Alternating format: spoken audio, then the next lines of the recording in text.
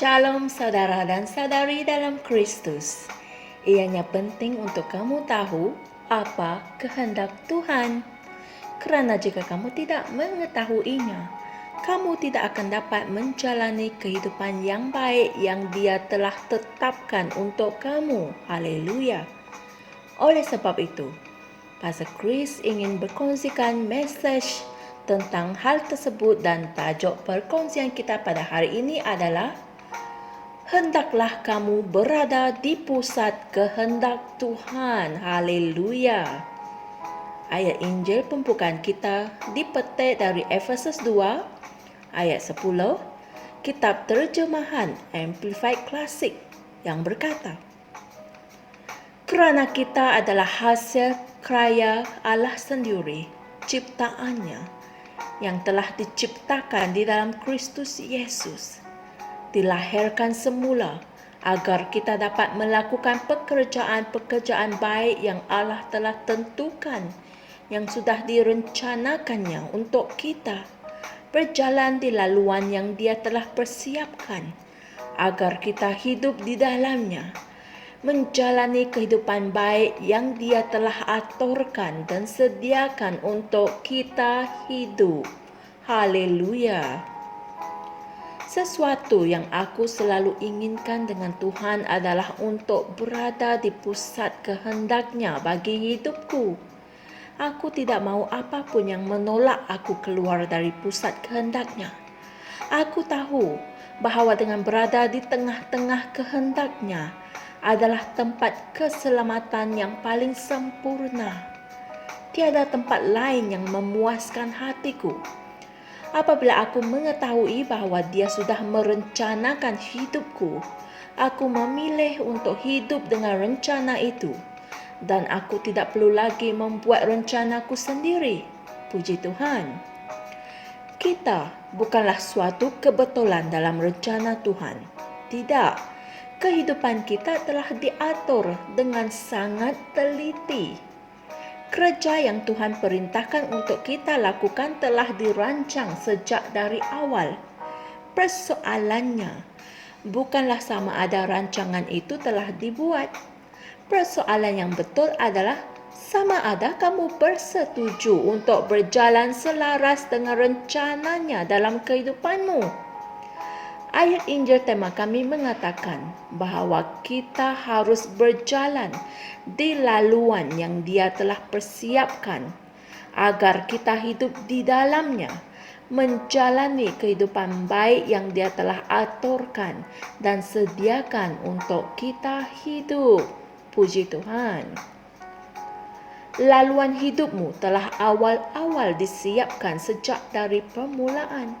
Dia telah merancang untuk kamu, bukan hanya untuk hidup, tetapi untuk menjalani kehidupan yang baik. Amin.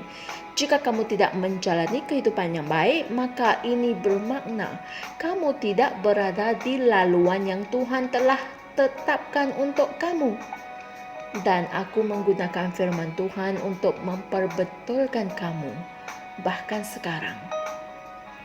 Dalam 2 Timotius 1 ayat 9, Alkitab mengatakan bahawa Tuhan telah menyelamatkan kita dan telah memanggil kita dengan panggilan kudus, bukan berdasarkan perbuatan kita, melainkan berdasarkan maksud dan kasih karunia-Nya sendiri yang telah diberikan kepada kita dalam Yesus Kristus sebelum permulaan zaman. Haleluya. Maksud, yaitu tujuan, dan kasih karunia, yaitu rahmat, telah diberikan kepada kita dalam Kristus Yesus sebelum dunia ini dijadikan. Amin. Rencana itu sudah ada dan sekarang ia sudah dinyatakan seperti yang tertulis dalam 2 Timotius 1 ayat 10. Adakah kamu akan melakukannya? Inilah masamu untuk mengatur semula jalanmu. Dia, yaitu Tuhan, mahu kamu memiliki pengetahuan yang penuh, yang mendalam dan jelas tentang kehendak-Nya, tujuannya untuk kehidupan kamu dan memenuhinya. Haleluya. Tiada apa-apa yang lebih penting daripada hal ini, puji Tuhan.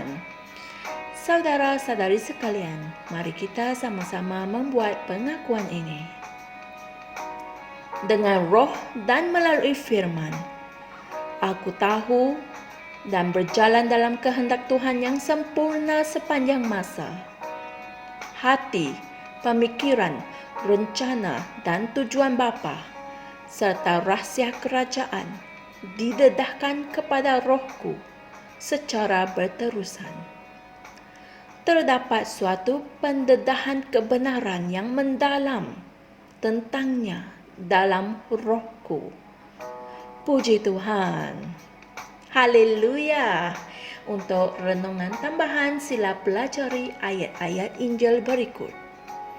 Kolose 1 ayat 9 dan 2 Timotius 1 ayat 8 hingga 10.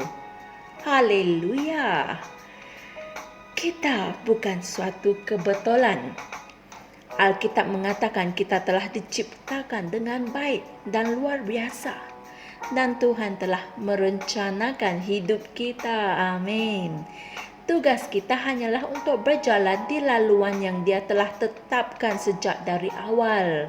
Kalau kamu tidak menjalani kehidupan yang baik, tiba masanya untuk kamu mengatur semula jalanmu. Tidak ada apa-apa yang terlalu lambat untuk diubah. Puji Tuhan. Jumpa lagi esok dan Tuhan berkati. Shalom. Kami percaya saudara-saudari semua telah diberkati dengan perkongsian firman dari Rhapsody Reality. Bagi sesiapa yang ingin menjadikan Yesus Kristus sebagai Tuhan dalam kehidupanmu, kamu boleh mengucapkan doa ini bersama dengan saya. Ya Tuhan Allah, aku mempercayai Yesus Kristus, Anak Allah yang hidup dengan sepenuh hatiku. Aku percaya Dia telah mati untukku dan Allah telah membangkitkan Dia dari kematian. Aku percaya Dia hidup hari ini. Aku mengaku dengan mulutku bahwa Yesus Kristus adalah Tuhan dalam hidupku mulai dari hari ini. Melalui Dia dan di dalam nama-Nya, aku mempunyai kehidupan yang kekal. Aku telah dilahirkan semula. Terima kasih Allah kerana menyelamatkan jiwaku. Aku sekarang adalah anak Allah. Haleluya. Tahniah, sekarang kamu telah menjadi anak Allah.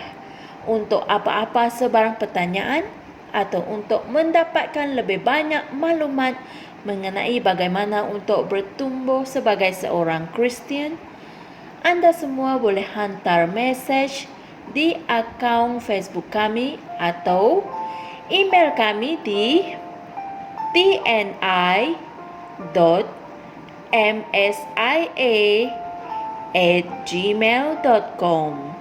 Sekali lagi, tni.msia@gmail.com. Tuhan berkati Anda semua.